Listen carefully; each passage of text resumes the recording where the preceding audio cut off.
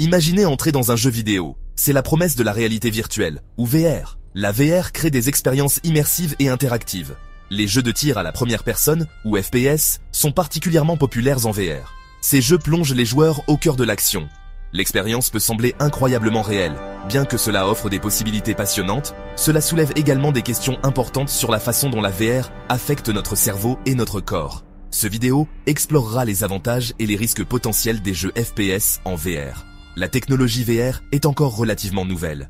À mesure que nous passons plus de temps dans des mondes virtuels, il est crucial de comprendre son impact. Cette compréhension nous aidera à utiliser la VR de manière sûre et responsable. Elle nous permettra également de réaliser pleinement son potentiel pour le divertissement, l'éducation et même les soins de santé. Les jeux VR FPS sont bien plus qu'une simple expérience visuelle et auditive. Ils sollicitent notre cerveau à un niveau plus profond, déclenchant de véritables réponses physiologiques. Lorsque nous jouons à ces jeux, notre cerveau réagit comme si nous étions réellement présents dans l'environnement virtuel. Cela déclenche la libération d'hormones comme l'adrénaline et le cortisol, créant un sentiment d'excitation et de vigilance. Différentes zones du cerveau sont activées pendant le jeu en VR. L'hippocampe, responsable de la mémoire et de la navigation spatiale, est fortement impliqué lorsque nous naviguons dans des mondes virtuels. L'amygdale, qui traite les émotions, est activée par les récits immersifs et les défis des jeux FPS. Cette combinaison d'engagement cognitif et émotionnel fait de la VR un outil puissant, ayant le potentiel d'influencer notre cerveau de manière positive et négative. Des recherches suggèrent que jouer à des jeux VR FPS peut entraîner des avantages cognitifs. Ces jeux exigent souvent des joueurs qu'ils prennent des décisions rapides sous pression, ce qui peut améliorer le temps de réaction et les capacités de prise de décision.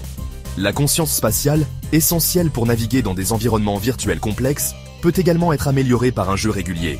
De plus, certaines études suggèrent que les jeux VR peuvent améliorer la mémoire et la capacité d'attention. La nature immersive de la VR exige des joueurs qu'ils s'engagent activement dans le monde du jeu, ce qui peut conduire à une meilleure rétention de l'information. Bien que des recherches supplémentaires soient nécessaires pour comprendre pleinement les effets cognitifs à long terme de la VR, ces premières conclusions sont prometteuses. Section 4. L'impact physique. Naviguer les risques du jeu VR. Bien que les jeux VR FPS offrent des avantages potentiels, il est important de reconnaître les risques physiques. Un effet secondaire courant est la cybercinétose, également connue sous le nom de mal de la VR. Cela se produit lorsque le cerveau reçoit des informations sensorielles contradictoires de l'environnement virtuel et du corps physique, ce qui entraîne des nausées et des étourdissements. La fatigue oculaire est une autre préoccupation. L'utilisation prolongée de la VR peut entraîner une fatigue oculaire, des maux de tête et une vision floue. Il est essentiel de prendre des pauses fréquentes et d'ajuster les paramètres du casque VR pour minimiser la fatigue oculaire. De plus, certains utilisateurs ressentent une gêne physique due au port du casque pendant de longues périodes. Section 5. Au-delà de l'écran, les effets psychologiques de l'immersion virtuelle. Les effets psychologiques des jeux VR FPS sont complexes et nécessitent un examen attentif. D'une part, ces jeux peuvent procurer un sentiment d'accomplissement et renforcer l'estime de soi. Les joueurs peuvent se mettre dans la peau de personnages puissants et surmonter des obstacles difficiles dans le monde virtuel. Cependant, une utilisation excessive de la VR peut brouiller les frontières entre la réalité et le monde virtuel. Ce flou peut potentiellement entraîner des changements dans la perception de soi, le comportement social et même les niveaux d'agressivité. Il est crucial de maintenir un équilibre sain entre les expériences virtuelles et les interactions dans la vie réelle.